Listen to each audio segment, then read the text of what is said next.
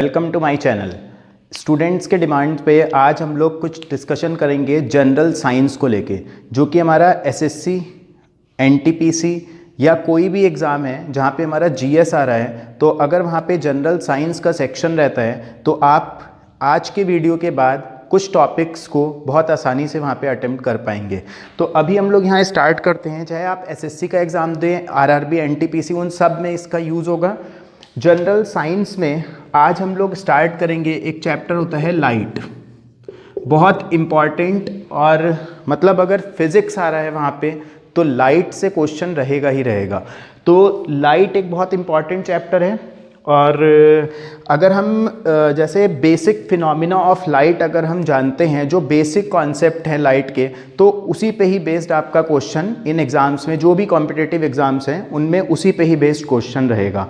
तो जैसा कि नाम से पता लग रहा है लाइट, तो आप लोग समझ पा रहे होंगे कि कितना इम्पॉर्टेंट है ये लाइट वर्ड हमारी लाइफ में भी।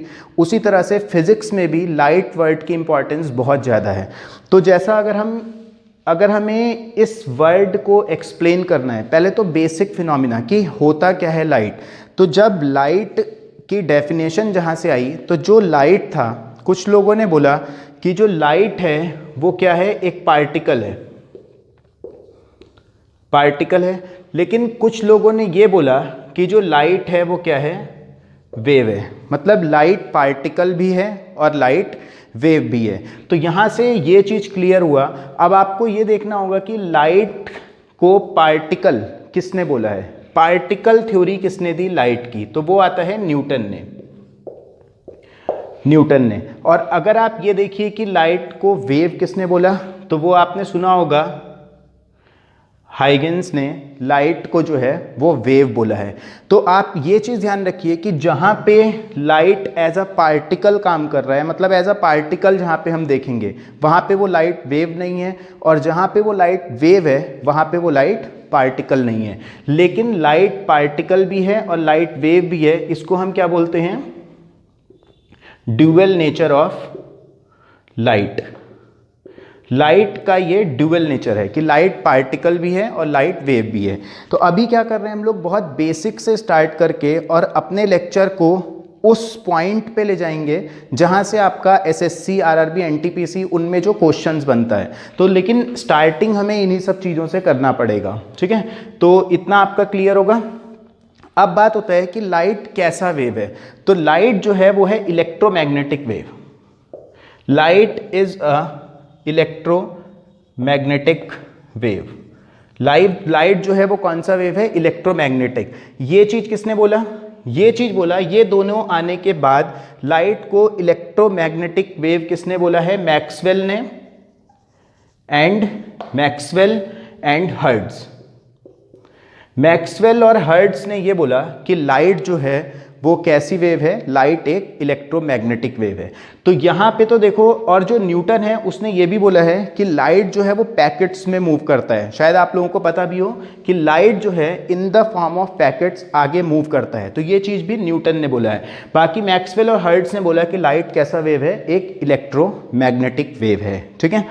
अभी इसके बाद हमें ये देखना होगा कि अब जैसे यहीं पे आप बात कर सकते हो कि स्पीड ऑफ लाइट की वेलोसिटी कितनी होगी।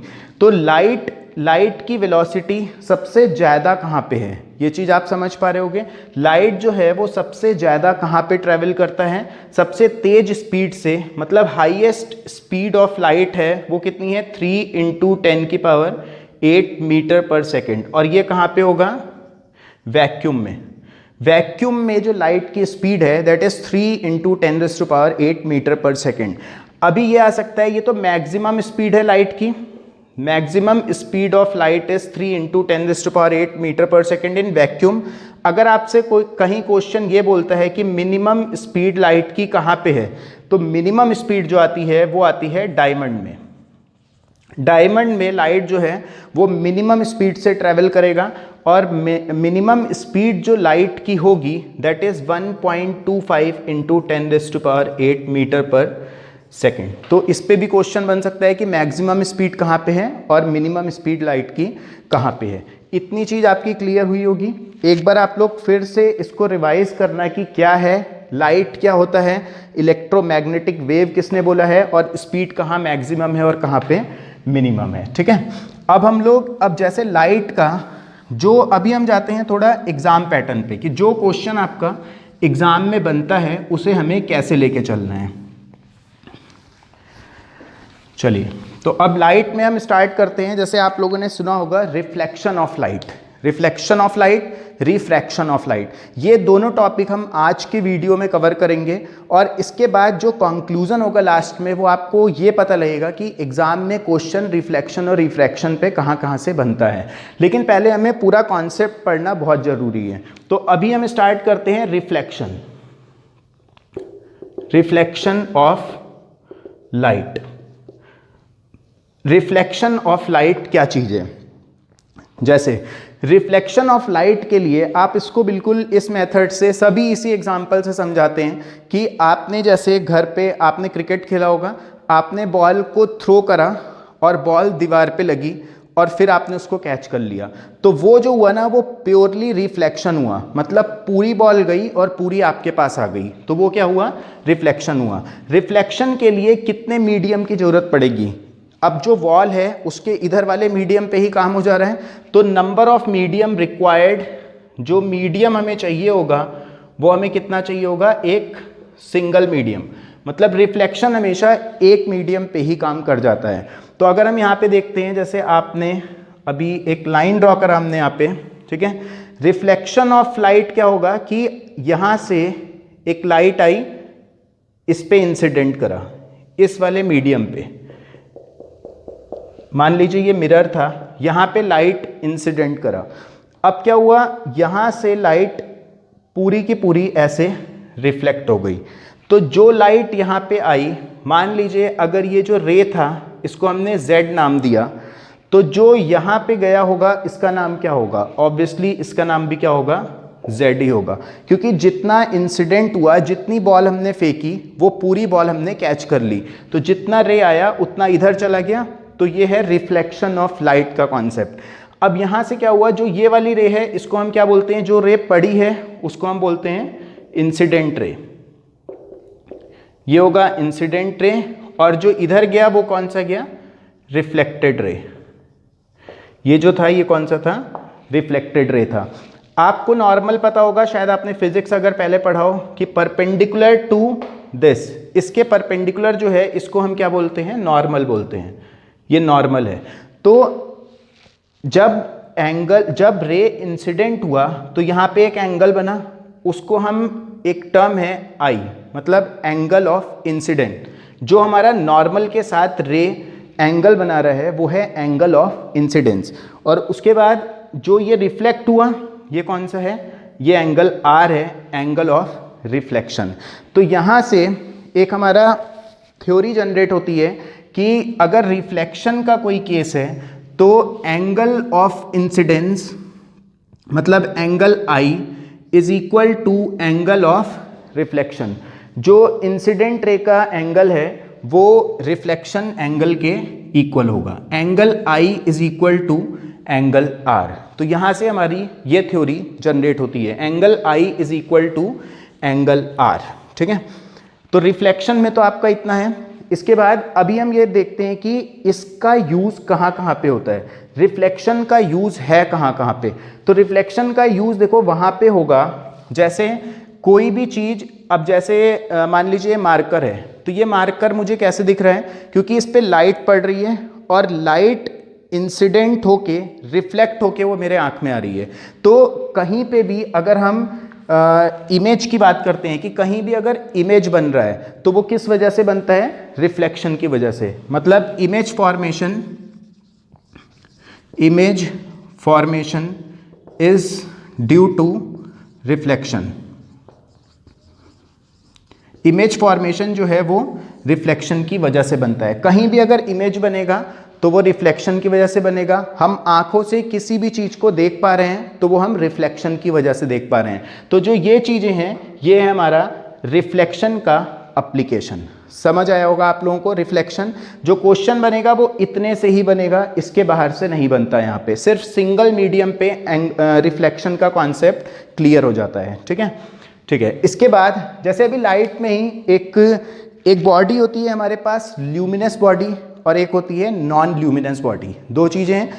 एक ल्यूमिनस बॉडी क्या है? ल्यूमिनस बॉडी वो है जिसका अपनी खुद की लाइट है, जो जैसे कि आप बात कर सकते हो जैसे CFL है, वो एक ल्यूमिनस बॉडी है। अगर आप सन की बात करते हो, सन एक ल्यूमिनस बॉडी है।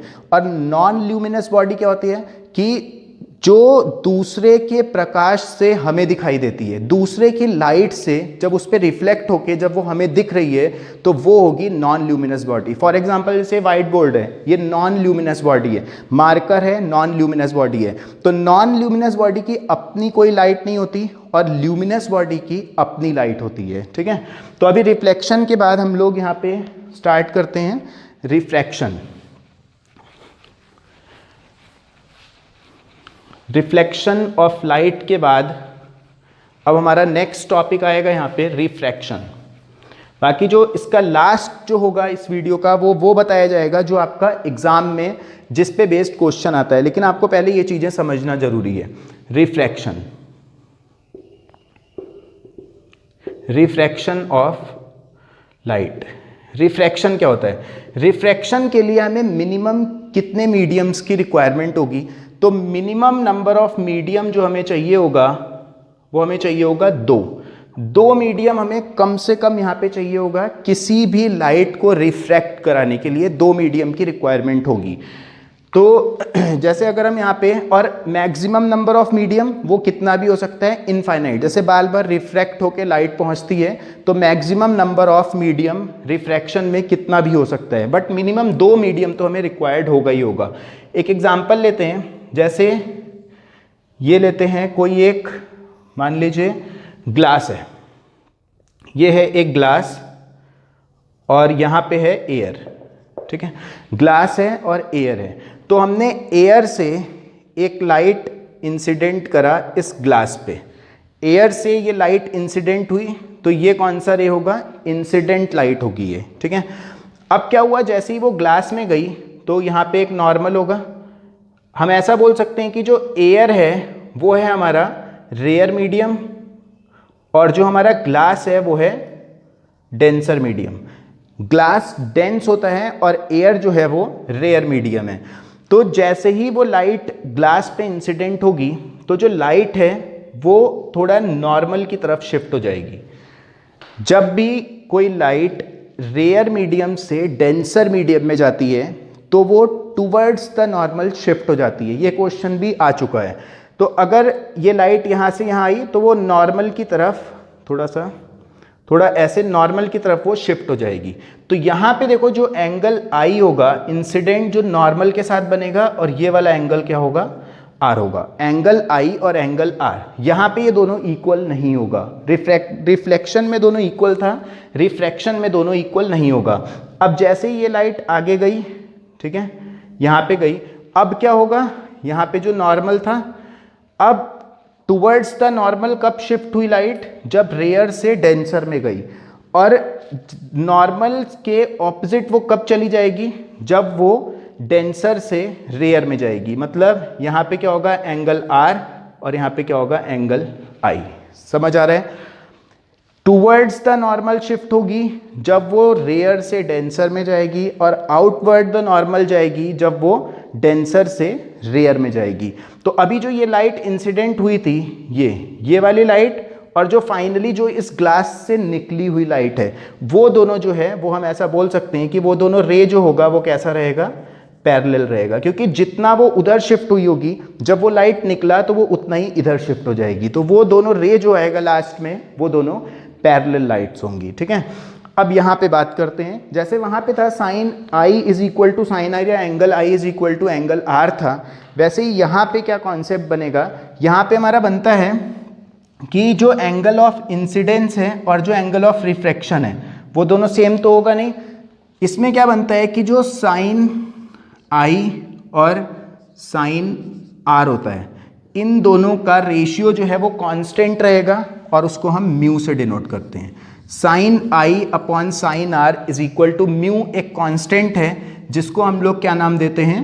Refractive index.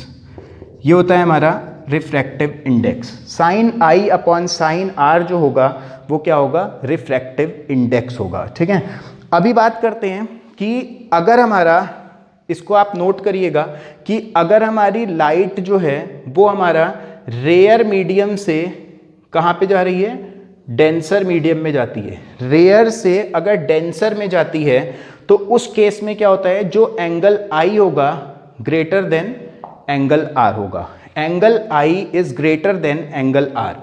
और अगर हमारी लाइट डेंसर से रेयर मीडियम में जाती है तो उस केस में क्या बनेगा, जो एंगल आर होगा that is greater than angle i. Angle r मतलब रिफ्रैक्टिव एंगल जो होगा वो इंसिडेंस एंगल से बड़ा हो जाएगा। तो इसके बाद आप इस वाले को नोट कर सकते हो, एंगल ऑफ इंसिडेंस और एंगल ऑफ रिफ्रैक्शन में ये रिलेशन होता है। समझ आया होगा आप लोगों को? ठीक है, अभी हम बात करते हैं कि अगर हमें किसी का रिफ्रैक्टिव इंडेक्स निकालना है तो हम कैसे निकाल सकते हैं। रिफ्रैक्टिव इंडेक्स हमें किस मेथड से कैलकुलेट करना है। ठीक है, ये तो है refractive index, sine i upon sine r is refractive index. चलिए अभी हम लोग रिफ्रैक्टिव इंडेक्स का जो फॉर्मूला भी हम आप लिख सकते हो, जो रिफ्रैक्टिव इंडेक्स होता है वो होता है speed of light, speed of light in vacuum upon speed of light in medium. Speed of light in vacuum upon speed of light in medium. यहीं पे आप एक चीज नोट करिएगा कि जो हमारा स्पीड है लाइट की वो कहाँ कहाँ पे कैसे कैसे, मतलब इंक्रीजिंग ऑर्डर में या डिक्रीजिंग ऑर्डर में क्या होता है। जैसे मैक्सिमम स्पीड की अगर हम बात करते हैं तो मैक्सिमम स्पीड जो है वो किस में है, वैक्यूम में है। मैक्सिमम स्पीड वैक्यूम में है। उसके बाद आता है एयर, ठीक है, उसके बाद आता है वाटर, ओके, फिर उसके बाद आता है वो है डायमंड। ठीक है, तो इसकी आप स्पीड लिख भी सकते हो। जैसे वैक्यूम में आपको पता ही है 3 × 10⁸ होता है। एयर की जो होता है वो 2.91 × 10⁸ होता है। अगर आप वाटर की बात करते हो तो 2.25 × 10⁸ होता है। अगर आप ग्लास की बात करते हो तो 2 × 10⁸ मीटर पर। और डायमंड अभी आपने लिखा भी था 1.25 × 10⁸ मीटर पर सेकेंड।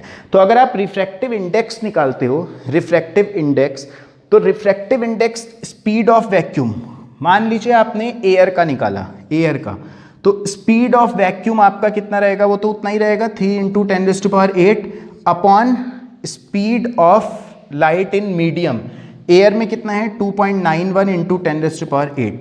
अब मान लीजिए एयर के बाद आप निकालते हैं ग्लास में, ठीक है, ग्लास में भी क्या होगा 3 × 10⁸ speed of vacuum upon speed in glass कितना है 2 × 10⁸ है। ओके, तो अगर आप यहाँ पे देखते हो तो रिफ्रैक्टिव इंडेक्स, जैसे न्यूमरेटर तो सेम ही आएगा सबका, डिनोमिनेटर जिसका छोटा होता जाएगा उसका रिफ्रैक्टिव इंडेक्स बढ़ता जाएगा। तो हम यहाँ पे देखते हैं कि जो एयर का रिफ्रैक्टिव इंडेक्स है वो हमारा डिनोमिनेटर ज़्यादा है तो रिफ्रैक्टिव इंडेक्स कम होगा, डिनोमिनेटर और कम हुआ रिफ्रैक्टिव इंडेक्स ज़्यादा हो गया। तो यहाँ से हम ये कंक्लूजन निकाल सकते हैं कि जो रिफ्रैक्टिव इंडेक्स है, जो हमारा रिफ्रैक्टिव इंडेक्स है वो हमारा क्या होता है, is inversely proportion to speed of light. उस मीडियम में स्पीड ऑफ लाइट का इनवर्स रिलेशन होता है हमारा रिफ्रैक्टिव इंडेक्स के साथ। ठीक है, समझ आया होगा आप लोगों को? ठीक है, तो ये हमारा था पूरा कॉन्सेप्ट रिफ्रैक्शन का। अब हम उस पे जाते हैं जो हमारा एग्जाम में आने वाली चीज़ है। जो एग्जाम में आने वाला है वो क्या है हमारा, कि application of refraction. This is important, application of refraction, जिस पे आपका एग्जाम में क्वेश्चन आया है, रिफ्रैक्शन की एप्लीकेशन क्या क्या है। ठीक है, तो देखिए उसमें आप सबसे पहली एप्लीकेशन, जैसा आपने पढ़ा होगा ट्विंकलिंग ऑफ स्टार, सुना होगा आपने, ट्विंकलिंग ऑफ स्टार। स्टार जो टिमटिमाता है वो किस वजह से टिमटिमाता है, due to refraction of atmospheric refraction की वजह से। जैसे मान लीजिए यहाँ पे कोई एक स्टार है, ठीक है, और यहाँ पे कोई एक पर्सन है जो अपनी आंखों से देख रहा है, तो वो क्या करेगा कि अभी यहाँ पे बहुत सारी लेयर्स हैं, आप सभी जानते हैं, तो इस लेयर्स में क्या होगा, बहुत बार जब यहाँ से लाइट आएगी तो वो कभी डेंसर में जाएगा, कभी रेयर में जाएगा, कभी डेंसर मीडियम, कभी रेयर मीडियम, और ऐसे लाइट होके तब हमारी आंखों तक पहुंचती है। तो इस वजह से जो तारा है वो हमें टिमटिमाता हुआ दिखाई देता है। तो ट्विंकलिंग ऑफ स्टार जो है वो किस वजह से है, ड्यू टू रिफ्रैक्शन। तो ये एग्जाम में क्वेश्चन आ चुका है कि ट्विंकलिंग ऑफ स्टार किस वजह से होता है, तो ड्यू टू रिफ्रैक्शन की वजह से ट्विंकलिंग ऑफ स्टार है, ठीक है। सेकंड जैसे आपने सुना होगा कि जो हमारा सनराइज है वो हमें सनराइज होने के पहले थोड़ा दिखाई देता है, 2 मिनट टाइम है, और सनसेट जब सूरज जब डूब जाता है उसके 2 मिनट बाद तक हमको दिखाई देता रहता है। तो वो भी किस वजह से है, रिफ्रैक्शन ऑफ लाइट की वजह से। उसको समझते हैं डिटेल में कि ऐसा क्यों होता है। एक तो ट्विंकलिंग ऑफ स्टार है एप्लीकेशन रिफ्रैक्शन की, दूसरा है जैसे मान लीजिए ये है हमारा अर्थ, ठीक है, और यहाँ से अगर आप ऐसे करते हो, एक होराइजन होता है जो हमारा टेंजेंट बोल सकते हो, होराइजन होगा। तो जब तक मान लीजिए यहाँ पे है सन, तो जब तक ये अगर कोई पर्सन यहाँ पे खड़ा है तो ये सन उसको तब तक नहीं दिखेगा जब तक कि इस सन की पोजीशन ऐसी ना हो जाए, मतलब वो इस होराइजन से ऊपर जब तक नहीं आता तब तक उसको नहीं दिखना चाहिए। लेकिन होगा क्या यहाँ पे देखिए, होगा क्या कि जब सन यहाँ पे होता है ना 2 मिनट पहले, तभी इस पर्सन को दिख जाता है। ऐसा क्यों होता है, ड्यू टू रिफ्रैक्शन। क्योंकि अभी तक जो हम यहाँ पे सिनेरियो देख रहे थे वहाँ पे कहीं भी हमने एटमॉस्फेयर का यूज़ नहीं करा। अब ये देखिए, अगर हम यहाँ पे एक एटमॉस्फेयर क्रिएट करते हैं, सन के चारों तरफ अर्थ के चारों तरफ एटमॉस्फेयर है, अगर हमने यहाँ पे एटमॉस्फेयर बनाया, ठीक है, अब देखिए जो ये लाइट है जब ये यहाँ से जाएगी यहाँ पे, मतलब ये लाइट गई कहाँ, एटमॉस्फेयर में, सन के अर्थ के एटमॉस्फेयर में। तो यहाँ पे देखिए एक नॉर्मल होगा, ऐसा एक नॉर्मल रहा होगा। तो जैसे ही लाइट इस पे इंसिडेंट हुई, वैसे जनरली तो लाइट को ऐसे निकल जाना चाहिए था जो कि इसको दिखता ना, लेकिन जब इंसिडेंट हुआ तो हमने पता है हमें ये बात कि जब लाइट रेयर मीडियम से, और ये डेंसर मीडियम है, जब लाइट रेयर मीडियम से डेंसर मीडियम में जाती है तो वो टुवर्ड्स द नॉर्मल शिफ्ट हो जाती है। तो जब सन की लाइट यहाँ से यहाँ गई होगी तो वो टुवर्ड्स द नॉर्मल शिफ्ट होगी, मतलब थोड़ा इधर हो जाएगा, और जो सन है वो इस पर्सन को दिखने लग जाएगा। समझ आ रहा होगा आपको कॉन्सेप्ट। तो रिफ्रैक्शन की वजह से जो हमारा सनराइज है वो 2 मिनट पहले हमें दिखाई देता है, और सेम चीज़ सनसेट में भी होगा। मतलब अगर सूरज डूब रहा होगा तो जब वो यहाँ सूरज चला जाएगा तभी भी इसको दिखाई देगा, ड्यू टू रिफ्रैक्शन। समझ पाए होगे आप लोग, ठीक है। थर्ड एग्जाम्पल, जैसे एग्जाम्पल से अगर आप समझोगे ना, मतलब अगर आप कॉन्सेप्ट के बाद ये सब चीज़ें पढ़ोगे तो आप आसानी से समझ पाओगे। थर्ड एग्जाम्पल, तीसरा क्या है कि जैसे हमने कोई एक पानी था, पानी में जब हम सिक्का देखते हैं, मान लीजिए यहाँ पे वाटर है, वाटर में अगर हम किसी एक कॉइन को देखते हैं तो हमें थोड़ा ऊपर दिखाई देता है। वो भी किस वजह से होता है, रिफ्रैक्शन की वजह से। जैसे देखिए जब यहाँ से इस कॉइन से ऐसे रे जाएगी तो ये हमारा डेंसर मीडियम है और ये रेयर मीडियम है, तो आउटवर्ड द नॉर्मल शिफ्ट होगी, नॉर्मल यहाँ पे होगा, रे इधर निकल जाएगी, मतलब रे थोड़ा ऐसे जाएगी, ठीक है, रे इस टाइप से जाएगी, और यहाँ पे हमारी आईज होगी, हमारी आंखों को ऐसे दिखेगी रे। लेकिन होगा क्या एग्जैक्टली कि हमारी आंखों को ऐसा लगता है कि जो लाइट है वो स्ट्रेट लाइन में ट्रेवल कर रही है। तो ये जो हमारी आंखें हैं जब हम इसको इधर करेंगे तो ये यहाँ पे ऐसे बन जाएगा, तो हमें ऐसा लगेगा कि वो जो कॉइन था वो नीचे नहीं है बल्कि वो कॉइन ऊपर है। तो ये जो होगा ये तो इसका रियल इमेज बनता है, और जो ये बनता है ना ये इसका वर्चुअल इमेज बनता है। तो हमारी आंखों को जो ये लाइट है, जो ये कॉइन है, वो वर्चुअल मतलब थोड़ा ऊंचा, ये वर्चुअल डेप्थ है और ये रियल डेप्थ है उस कॉइन की। तो हमारी आंखों को ऐसा दिखता है कि वो कॉइन जो है वो थोड़ा ऊपर है। तो थर्ड तो ये है।